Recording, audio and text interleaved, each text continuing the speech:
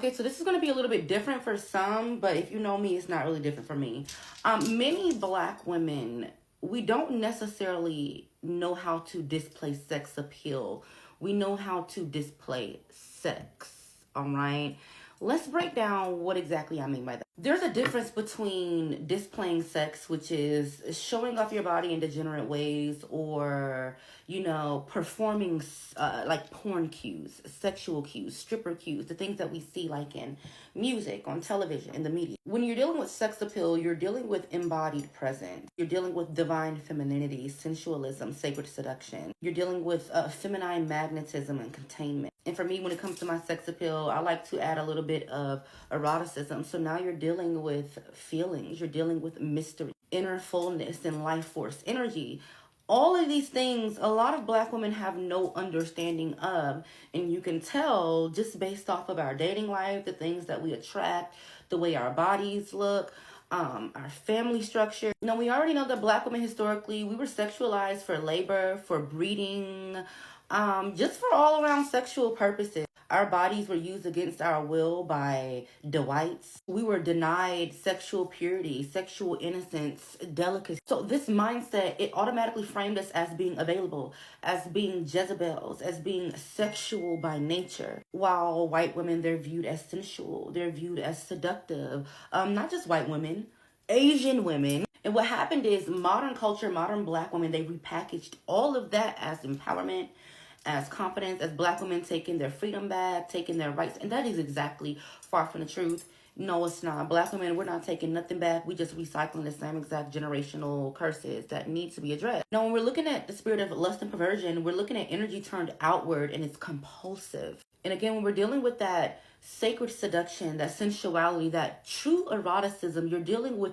life force energy, sacred attraction and magnetism. And all this comes with discernment, meaning you're going to attract to you what's already in you. So if you have ugly things in you, you're going to see that. Your partner is going to be your mirror.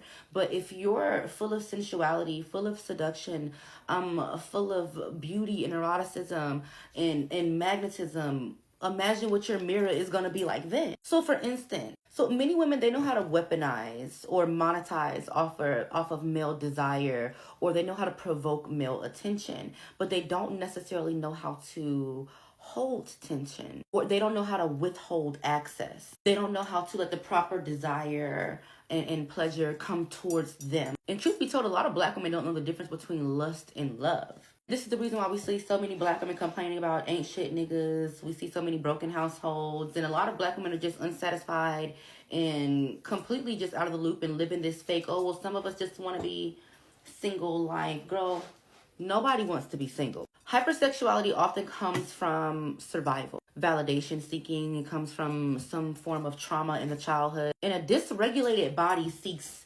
intensity, not intimacy. It's kind of like it goes back to gluttony, like we discussed on my YouTube page, where gluttony is overconsumption. It needs more. It needs more. It doesn't care what comes with it. It just needs. However, when you're dealing with that sacred sensuality, that sacred seduction, you're dealing with slowness. Again, that feminine energy, magnetism, that life force energy, healing, sensory awareness. Trust, you will be surprised at how many Black women are walking around extremely numb.